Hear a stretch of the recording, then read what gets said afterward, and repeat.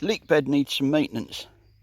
I did plant them in fairly tight together. I like to do that because as I go, I can take every other one out now very carefully, and the rest can then grow on and fill out the bed. So another one of this morning's tasks is to weed this out, find all the dead and decaying leaves off the leeks and take them back nice and clean. And the cleaner you can keep them, the better they'll grow, and also keeps the slugs and everything else away. I know some people will say, well, the slugs are only eating the rotten stuff, but the trouble is, once they've eaten the rotten stuff, what they're going to eat then?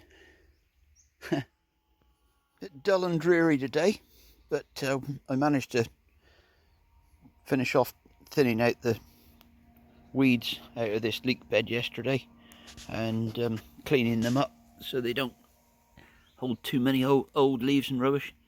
And you can see they're growing quite nicely. They're good size.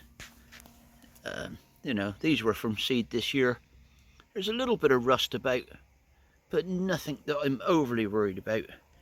And I shall start thinning these out a bit further now. I'll start eating these because they do look like they're ready to go, and I do like fresh leeks.